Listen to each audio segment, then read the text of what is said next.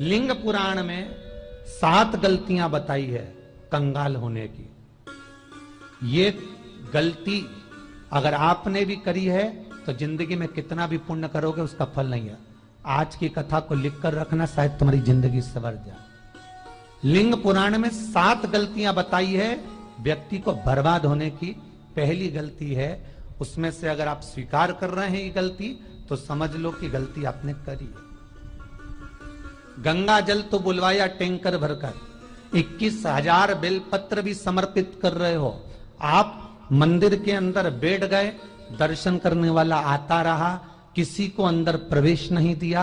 आप गंगा जल चढ़ाते रहे, आप बेलपत्र चढ़ाते रहे, आप स्वयं पूजन करते रहे, और दूसरा व्यक्ति ना जाने किस भाव से, किस रूप में आकर भगवान की सेवा करना चाहता था।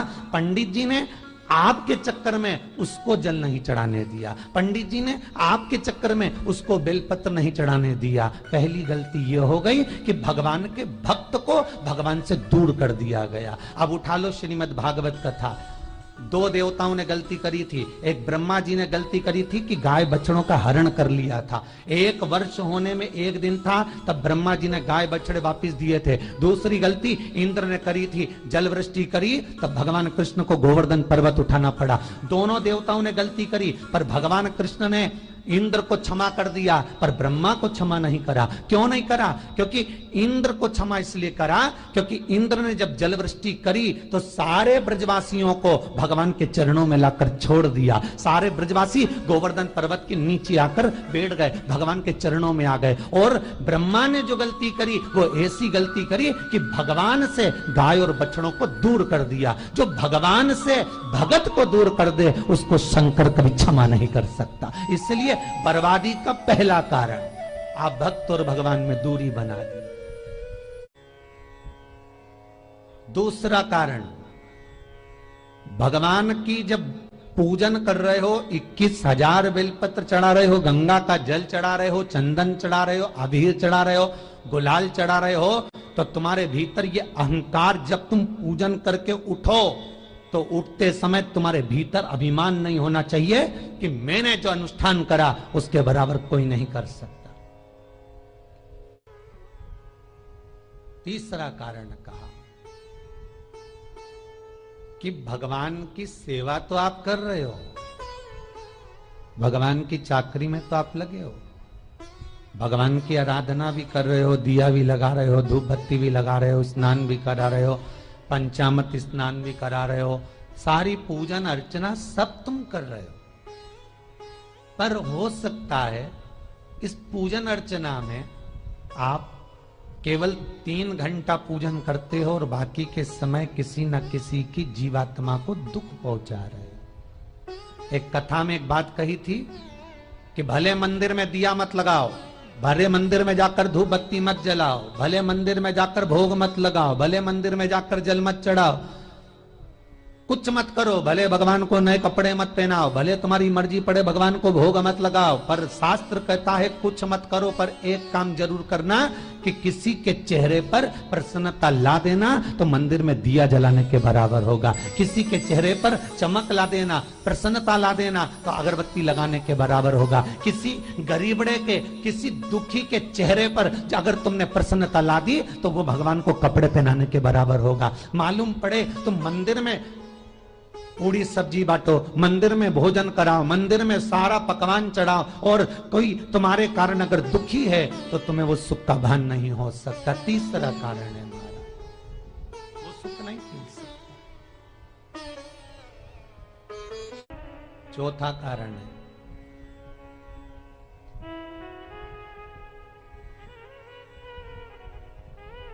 महाराज, जिस मंत्र को पढ़ा जा रहा है, जिस मंत्र का स्मरण किया जा रहा है,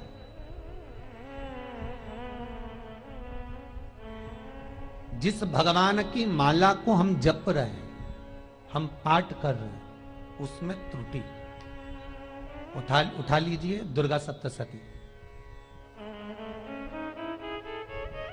दुर्गा सप्तशती का हिंदी अनुवाद में एक थोड़ा सा दृष्टांत दिया है, आपको मालूम होगा।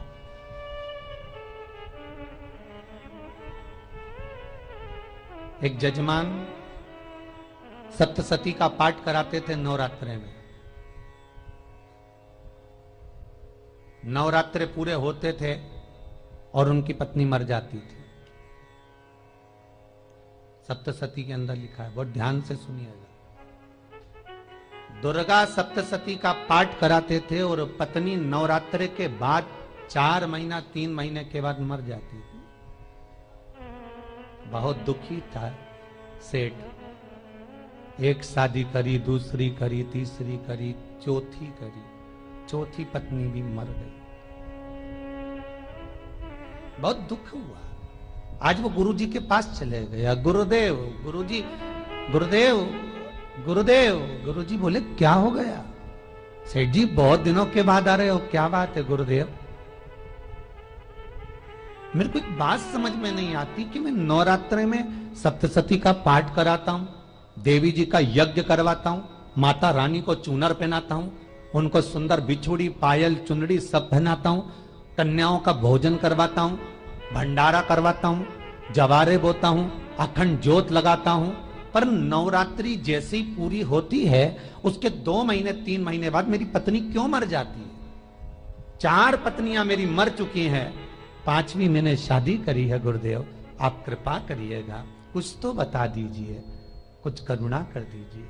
गुरुजी बोले जब तू सब कुछ अच्छा कर रहा है, ज्योत भी जला रहा है, कन्या भोज भी करा रहा है, चुनरी भी चढ़ा रहा है, भंडारा भी कर रहा है, ज्योत भी लगा रहा है, जवारे भी बो रहा है, माता रानी की सेवा भी कर रहा है, अखंड रात्रि व्रत कर रहा है, सब कुछ तूने करा, यज्ञ भी करा, फिर तेरी पत्नी क्यों मर सकती है? ऐसा हो ही नहीं सकता। नहीं गुरुदेव, मेरी 5वीं शादी है गुरुदेव, अब की बार आप कृपा करिए। गुरुजी ने कहा तेरे पंडित जी को अनुष्ठान पर बुला, मैं कमरे में बैठकर सुनूंगा सप्तशती का पाठ, तब मैं ध्यान करूंगा।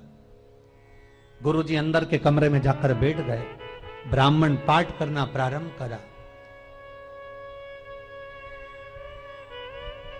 और ब्राह्मण ने पाठ करना प्रारंभ करा। उसमें एक शब्द आ गया, भारयंतु बक्षन्तु, भारयंतु बक्षन्तु। उसमें बोलना था भय, पीड़ा को, हे जगत जननी तू भक्षण कर जा, पर ब्राह्मण बोलता था भारयंतु बक्षन्तु, मेरी पत्नी को, मेरी भार्या को तू भक्षण कर दे। पंडित जी जैसे ही बोले गुरुजी बाहर निकल कर आ गए। पंडित जी को रोका, रुकिए गुरुदेव, आप हर साल अनुष्ठान कर रहे हो जजमान के यहाँ और बोल देते हो भारयंतु भक्षन्तु, हे देवी तू मेरी पत्नी को खा जा, तो माँ हर बार उस पत्नी को निगल जाती है। निवेदन है, शब्द सुधार लीजिए, शब्द ठीक है।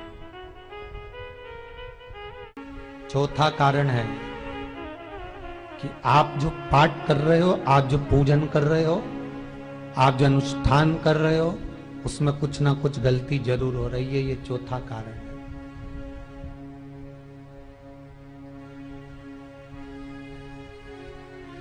एक बार पूरे घर के लोगों को बिठाओ, अपने घर के लोगों को, मम्मी से पूछना, मम्मी तुम कौन कौन सा पाठ करती हो? एक बार मम्मी से पूछना। फिर एक बार पापा से पूछना, पापा आप कौन कौन सा पाठ करते हैं सुबह? फिर बहू से पूछना, भाभी आप कौन कौन सा पाठ करती हो?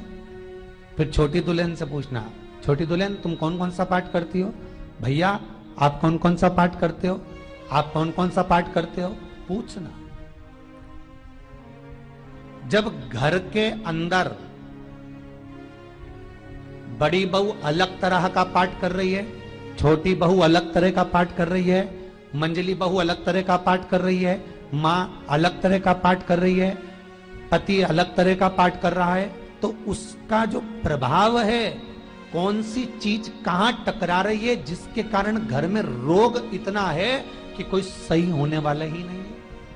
अब तुम कहो कि सीवर वाले गुरुजी ने उपाय बताया, हमने बहुत करा, पर सही क्यों? तो सही क्यों नहीं हो रहा है? उसका कारण है या तो बड़ी बहू जो पाठ कर रही, या सास जो पाठ कर रही, जो पति जो पाठ कर रहा है, नाते जो भी उस घर के अंदर रहकर जो पाठ अर्चना कर रहा है, उसमें जरूर कुछ ना कुछ ऐसा हो रहा है जिसके कारण वो काम नहीं कर पा रहे।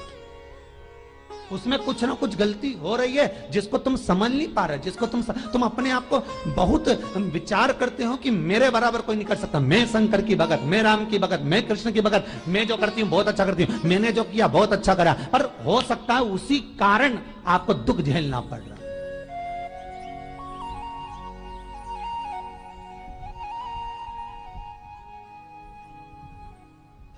उसी के कारण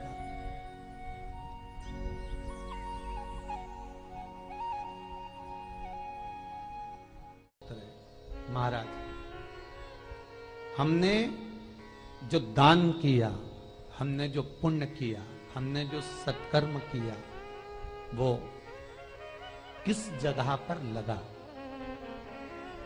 पांचवा सूत्र,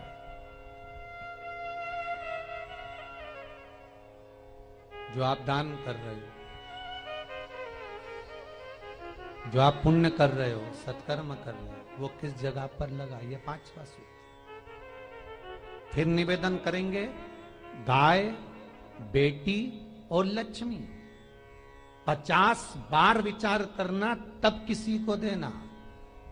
बेटी किसी ऐसे को मत ब्याह देना जो जुआ खेलता हो, मदिरापान करता हो, मांसाहार करता हो, वेश्यावृत्ति करता हो। वो बेटी का सम्मान नहीं करेगा, बेटी रोएगी तो कन्यादान करने वाले को रोना पड़ेगा। दूसरे नंबर पर गौ माता, गाय ऐसे ब्राह्मण को दान मत देना कि ब्राह्मण के घर में खुद रहने की जगह नहीं और गाय को ले जाकर तुमने दे दिया और उस ब्राह्मण ने जब तक दूध दिया बांध कर रखा, एक तगाड़ी बाल्टी साड़ी के चक्कर में ले लिया, सोने के सींग के चक्कर में ले लिया और बाद में वही गाय कसाई के हाथ में बिक गई और कसाई ने काटा तो बद्दुआ तुमको लगी।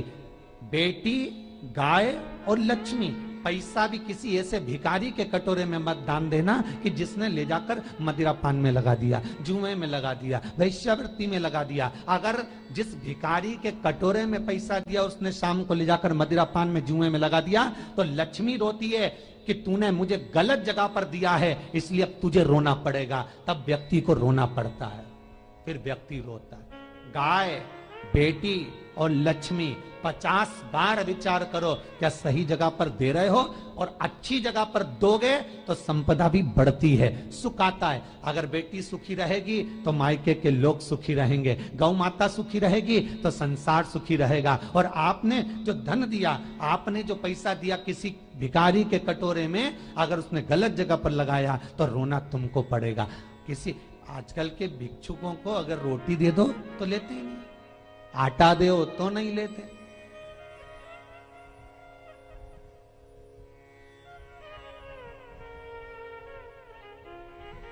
पहले के समय में जो भिक्षुक आते थे ना, तो रोटी बनी हुई मांगते थे।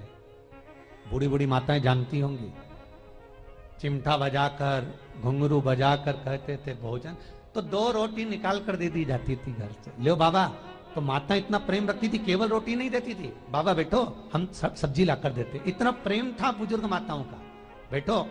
और आज के जमाने में अगर रोटी दे दो तो फेंक दे नली में ले जाके, पैसा चाहिए। क्यों? शाम को पीने के लिए चाहिए ना, मदिरा पान के लिए, मांसाहार के लिए, जुए के लिए, वैश्यावृत्ति के लिए धन चाहिए।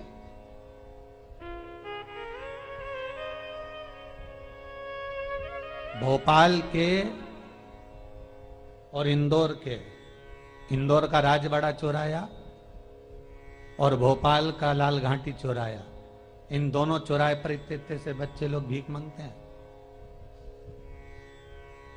और उनकी माताएं और उनके पिता रोड के किनारे पर चिलम लगाते बैठे रहते हैं, पांव लंबे करके पड़े हैं और ये कमा कमा के उनको दे रहे हैं। और धन्य हैं ऐसे लोग जो उनको दान भी दे देते हैं। जिसको जरूरत है उस तक कुछ नहीं पहुंचता। अभी भी 4-6 महीने लॉकडाउन चला, जिसको जरूरत थी एक एक रोटी की उस तक कुछ नहीं पहुंचा, और जिसके पास में पहले से भरा हुआ था उसने और ले जाके भर लिया। जिसको जरूरत थी उस तक नहीं पहुंचा। अभी ठंड आ रही है, बहुत सारी संस्थाएं कंबल बांटेगी, रेलवे स्टेशन पे लोगों को कम्बल उड़ा रहे हैं, कोई सो रहा है जमीन पर उसको कम्बल उड़ा रहे हैं, बस स्टैंड पे चले गए कोई रोड पे सो रहा है कम्बल उड़ा रहा है, तो इतना बड़ा नाम चलेगा कि उनने कम्बल उड़ाए, कम्बल उड़ाए, कम्बल उड़ाए। और वो कम्बल जिसको उड़ाया वो दूसरे दिन जाकर कपड़े की दुकान पर बेच के आ गया, 200 रुपए लिया, रात को पीकर फिर सो गया, क्योंकि फिर कहीं कहाँ आएगा, फिर उड़ा के चले जाएगा, क्योंकि इन्होंने तो ये करके रखा है कि नाम कमाना है तो कम्बल उड़ाए जाओ। जिसको जरूरत है वहां तक सामान नहीं पहुंचता भाई, जिसको जरूरत है वहां तक सामग्री नहीं पहुंचती भाई। आपने दिया और उन्होंने ले जाकर बेच दिया, और फिर सोचते हो कि मैंने तो पुण्य करा है। कई लोग कहते हैं मैंने दान करा, मेरे को इतना फल मिलेगा। काहे का दान करा? ऊपर तो जा, यमराज के डंडे पड़ेंगे।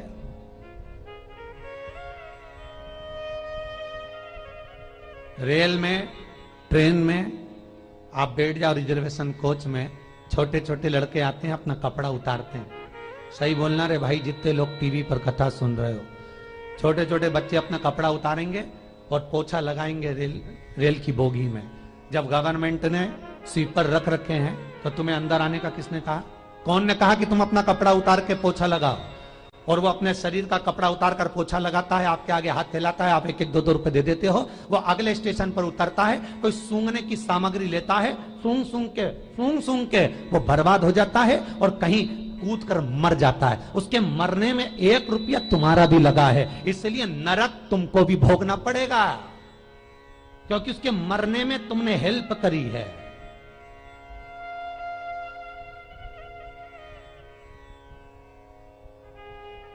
तुमने तो रुपया दिया था भोजन करने के लिए, उसने कोई सूंघने की सामग्री ले ली और सूंघ सूंघ के नशे में मर गया।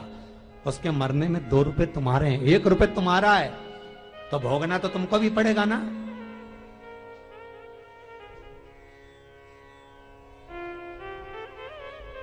कहीं अच्छी जगह लगाओ, सत्कर्म की ओर लगाओ, तो सुख का आनंद कुछ और ही होगा, सुख का आनंद कुछ और ही प्राप्त होगा।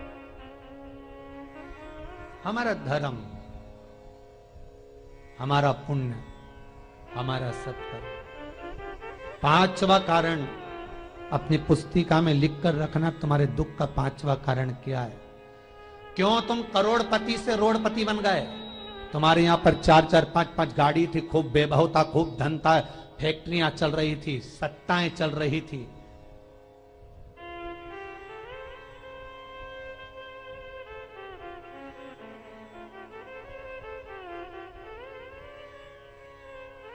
खूब सत्ताएं थी, खूब वैभव था, खूब धन था,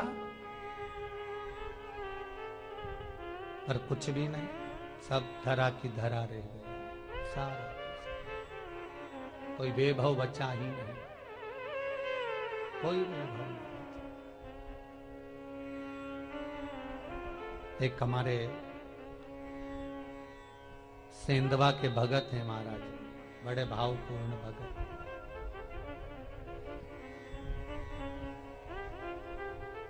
वो कहे गुरुजी हम बड़े दुखी हैं, बड़े कष्ट में। हमने कहा कष्ट का कारण कुछ ना कुछ जरूर होगा, दुख का कारण जरूर कुछ ना कुछ होता है। कहने लगे गुरुजी हमारी तो जीनिंग चलती थी, खूब फैक्ट्रियां चलती थी, इतना जीनिंग फैक्ट्रियां थी, इतना चलता था।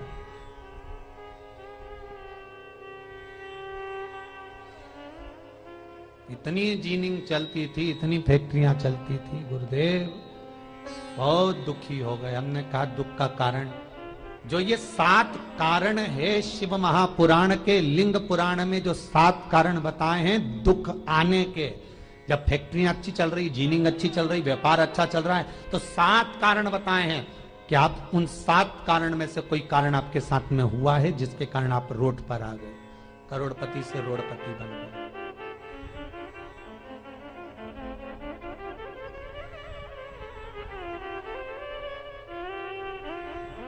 कभी कभी नगर में, गांव में सभी का व्यापार एक साथ समाप्त हो जाता है। कभी कभी गांव में, नगर में सबका व्यापार एक साथ समाप्त हो जाता है, सबका व्यापार एक साथ ही खल्लास हो जाता है, समाप्त, सभी कर्जे में हो जाते हैं। तो समझ लेना कि उस गांव के खेड़े का देव महादेव, उस गांव का खेड़ापति भगवान शंकर, उस गांव का शिव जरूर रुष्ट हुआ है, जरूर रुष्ट हुआ। उसको मनाने का प्रयास करो, जिससे अपनी नगर, अपना गांव फिर उन्नति की सीढ़ी पर चढ़ जाए। पांचवा कारण मंत्र जाप को, अर्थात तुम्हारा फिर निवेदन, गाय, बेटी और लक्ष्मी 50 बार विचार करना, तब देना, नहीं तो मत दे, मत दीजिए।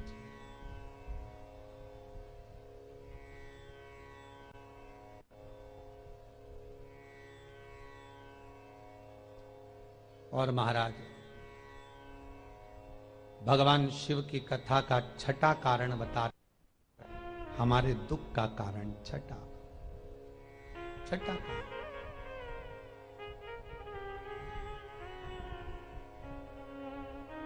आदर सम्मान में कमी।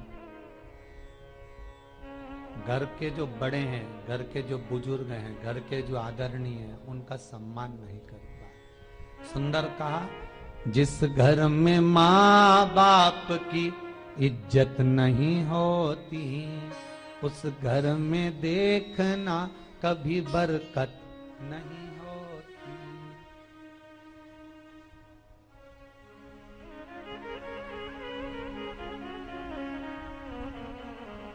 छठा कारण है सम्मान, सत्कार, आदर ना होना। जब धन, सातवां कारण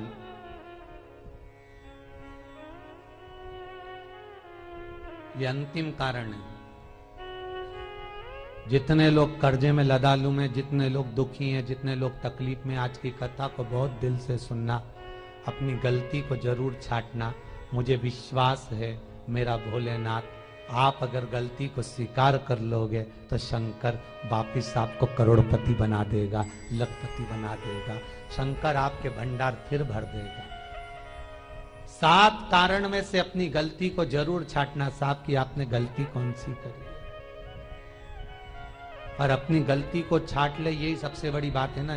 लोग सुनने के बाद भी नहीं छाटेंगे, नहीं मैंने तो कुछ करा ही नहीं, मैं तो कुछ कर ही नहीं, बस मैं ही तो है, हरी जगदम्बा वो मैं ही फंसा है बीच में।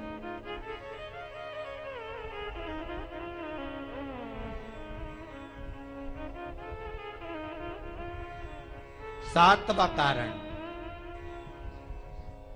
महाराज, किसी का बेकार धन हमारे घर में आ जाना। एक कथा बहुत सुंदर है। एक गांव में एक व्यक्ति रहता था, खूब अच्छी कमाई करता था। पत्नी ने कहा, तुम्हारे पास कमाई अच्छी हो रही है तो ये पैसा तो कोई चुरा के ले गया तो पति बोला क्या करना चाहिए, तो एक काम करता हूं, बाजार से कोड़ियां खरीद लेता हूं। कोड़ियां जानते हो, वो ऐसे बच्चे लोग खेलते हैं, कोड़ी खरीद लाता हूं।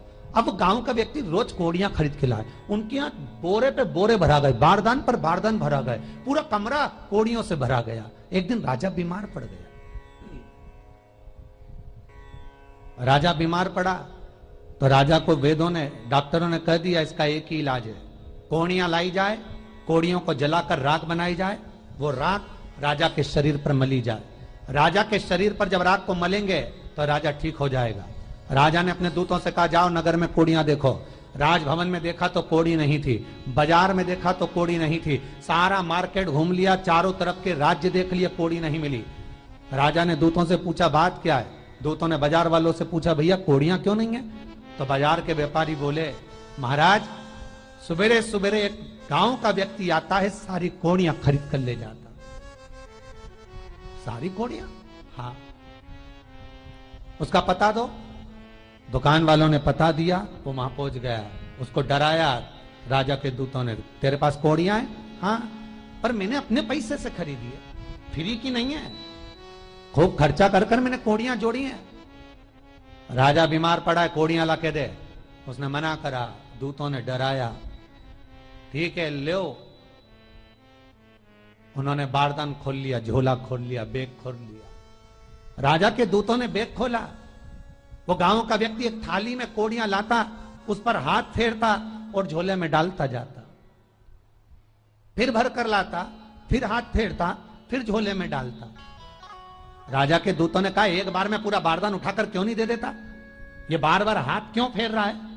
वो गांव का व्यक्ति बोला, महाराज मैं कोड़ियों को थाली में भरकर हाथ इसलिए फेर रहा हूं, इन कोड़ियों में से मैं वो एक कोड़ी ढूंढ रहा हूं कि ऐसी कौन सी कोड़ी मेरी इन कोड़ियों में आकर मिल गई जो मेरी इतनी सारी कोड़ियों को लेकर जा रही है। बस वो चरित्र याद करना कि एक कोड़ी हमारे घर में कोई ऐसी आ जाती है जो सारी रखी हुई कोड़ी को लेकर चली जाती है। और जिंदगी में घर में धर्म की, पुण्य की, सत्कर्म की एक कोड़ी ऐसी आ जाती है जो शिव महापुराण की कथा करवा देती है। वो कोड़ी को ढूंढना कि वो कोड़ी कौन सी है।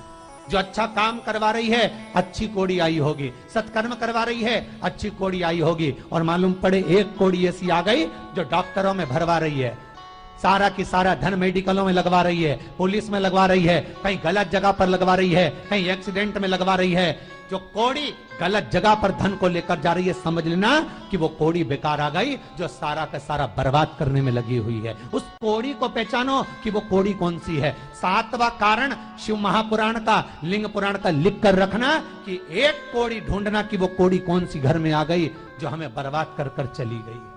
तो कोड़ी को ढूंढिए, वो रुपये को ढूंढिए, वो 1 रुपया कौन सा आ गया, वो धन कौन सा आ गया जो हमें बर्बाद कर गया, कैसा आया।